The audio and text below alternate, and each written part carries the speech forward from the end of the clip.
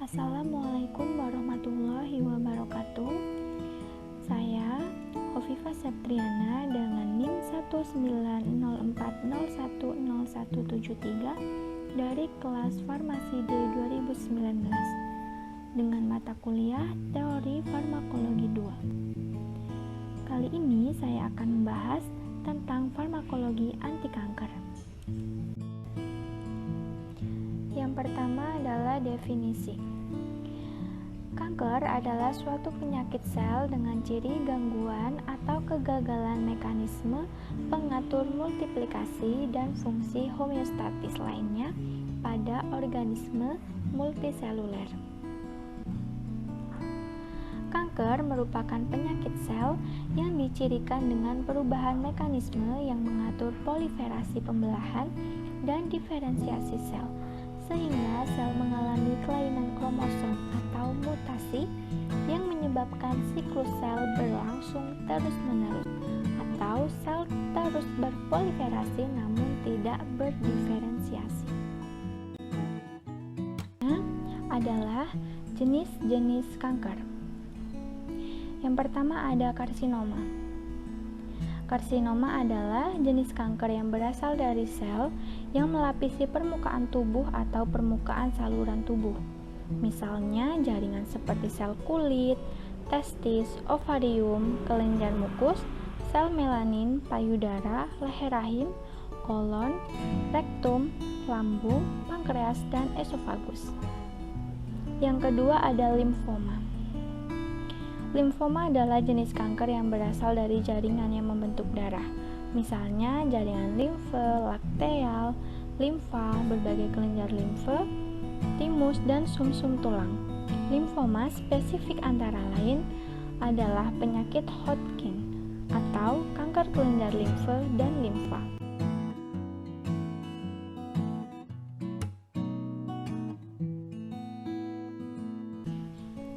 Yang selanjutnya atau nomor 3 ada leukemia. Leukemia adalah kanker yang tidak membentuk massa tumor, tetapi memenuhi pembuluh darah dan mengganggu fungsi sel darah normal. Yang keempat ada sarkoma. Sarkoma adalah jenis kanker di mana jaringan penunjang yang berada di permukaan tubuh seperti jaringan ikat, termasuk sel-sel yang ditemukan di otot dan tulang. Yang kelima ada glioma, yaitu kanker susunan syaraf, misalnya sel-sel glia atau jaringan penunjang di susunan saraf pusat. Yang keenam ada karsinoma in situ, yaitu istilah yang digunakan untuk menjelaskan sel epitel abnormal yang masih terbatas di daerah tertentu sehingga masih dianggap lesi prainvasif atau kelainan atau luka yang belum menyebar.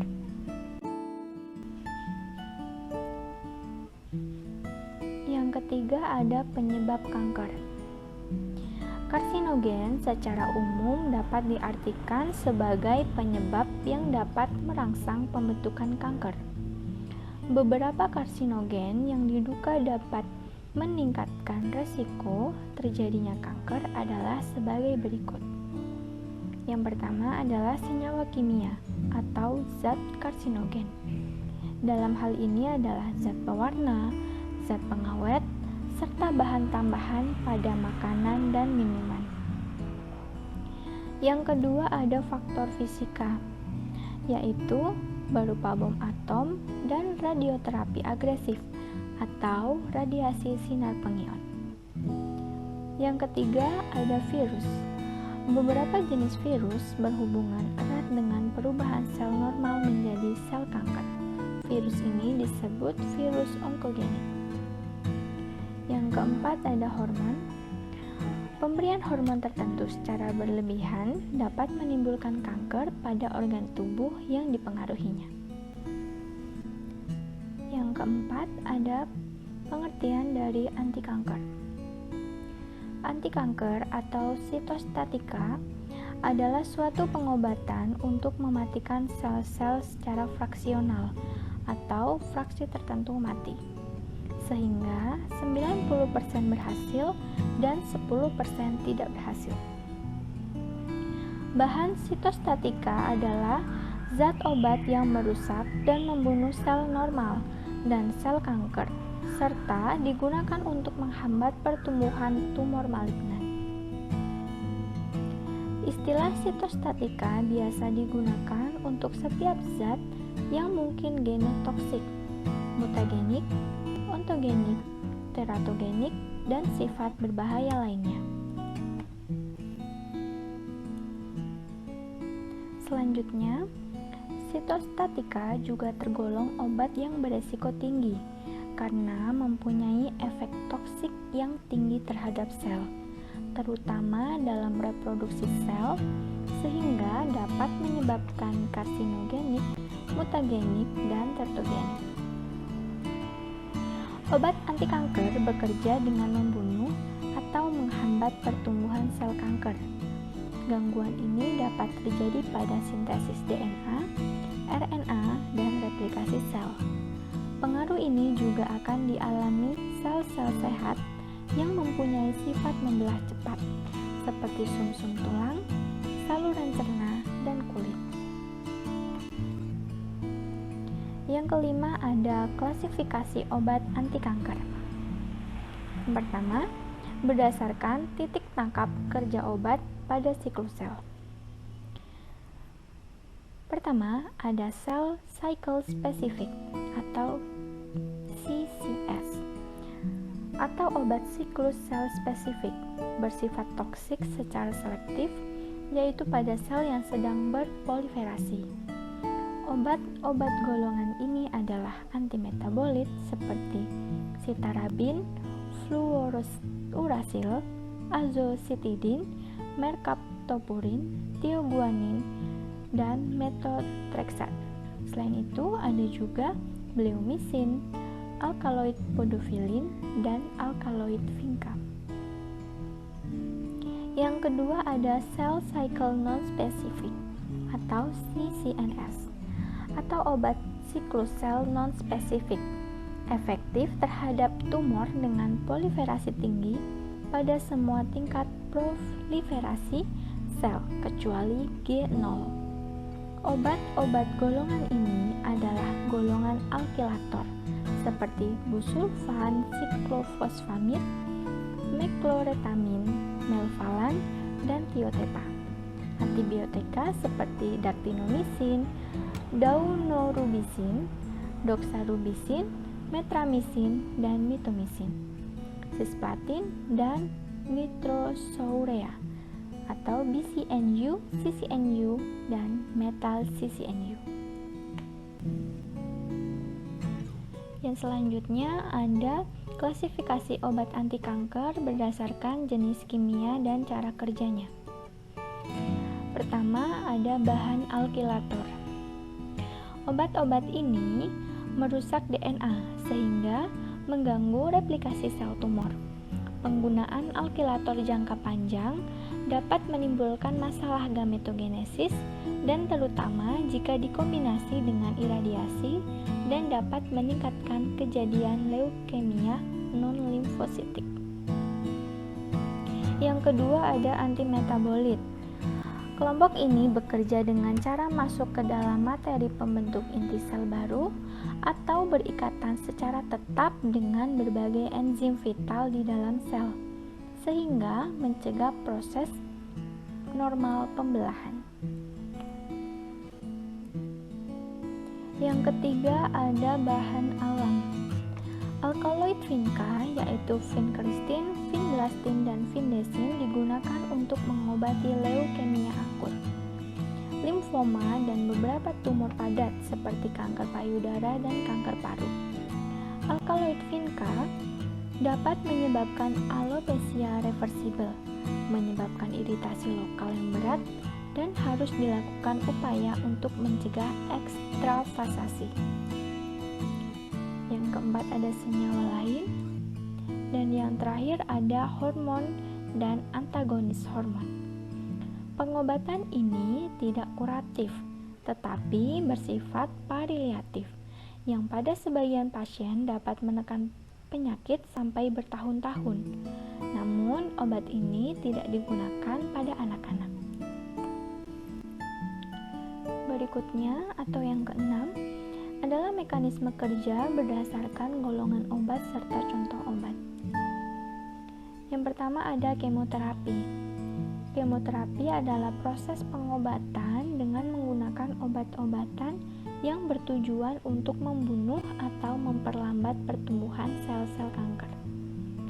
Tujuan dan manfaat dari kemoterapi diantaranya untuk pengobatan, mengurangi massa tumor selain pembedahan atau radiasi, meningkatkan kelangsungan hidup dan memperbaiki kualitas hidup, dan yang terakhir ada mengurangi komplikasi akibat metastase. Yang kedua ada obat anti kanker berdasarkan mekanisme kerja. Yang pertama ada alkylating agents. Obat ini bekerja dengan cara menghambat sintesis DNA dengan menukar gugus alkali sehingga membentuk ikatan silang DNA, mengganggu fungsi sel dengan melakukan transfer gugus alkali pada gugus amino, karboksil, sulfhidril, dan aftafosfat. Yang ketiga merupakan golongan spesifik non-fase spesifik. Contoh obatnya ada amsakrin, busulfan, chlorambucil, siklofosfamid, ifosfamid, tiotepa, cisplatin, karboplatin, dakarbazin, procarbazin, streptozokin, dan mevalan. Obat selanjutnya adalah golongan antimetabolit. Golongan ini menghambat sintesa asam nukleat. Beberapa antimetabolit memiliki struktur analog dengan molekul normal sel yang diperlukan untuk pembelahan sel. Beberapa yang lain menghambat enzim yang penting untuk pembelahan. Contohnya ada azacitidin, capecitabin, mercaptopurin, mitoguazon, dan lain-lain. Selanjutnya ada antibiotika. Mekanisme kerja terutama dengan jalan menghambat sintesis DNA dan RNA.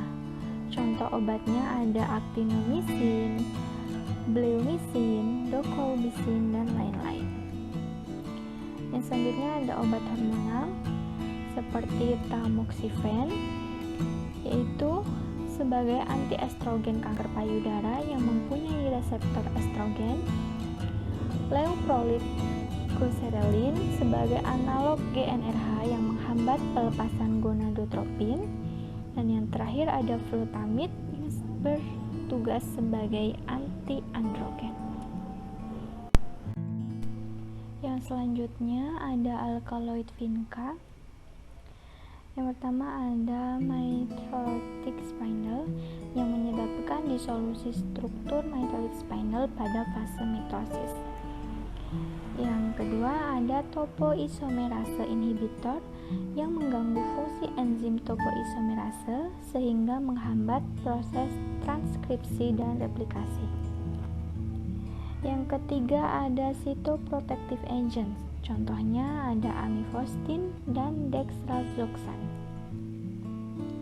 Yang keempat ada monoklonal antibodies yang menyerang sel tertentu dan dapat pula digabungkan dengan zat radioaktif atau kemoterapi tertentu. Yang terakhir ada hematopoietic growth factors, sering digunakan dalam kemoterapi namun tidak menunjukkan peningkatan survival secara nyata. Yang terakhir ada lain-lain. Golongan obat ini tidak mempunyai mekanisme khusus.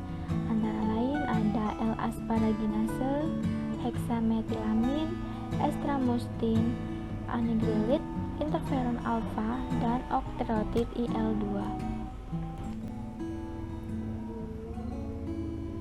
Berikutnya ada efek samping anti kanker. Yang pertama terhadap sumsum tulang. Dapat menyebabkan leukopeni, anemi, dan trombositopenia. Terhadap saluran cerna dapat menyebabkan mual, muntah, stomatitis, gastritis, diare, dan ileus. Terhadap kardiovaskuler dapat menyebabkan kardiomiopati, hipertensi, dan dekompensasio cordis. Sedangkan terhadap paru-paru dan hepar dapat menyebabkan fibrosis. Terhadap kulit dapat menyebabkan hiperpigmentasi dan alopecia.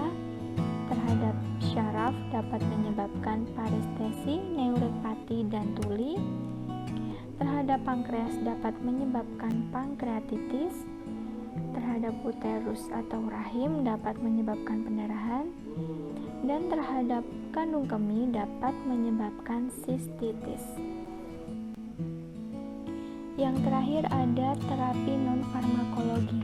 Di sini saya mengambil dari jurnal yang berjudul Efektivitas Terapi Relaksasi, Slow Deep Breathing atau SDB, dan Relaksasi Benson terhadap penurunan intensitas nyeri pasien kanker di Rumah Sakit Tugu Rejo Semarang.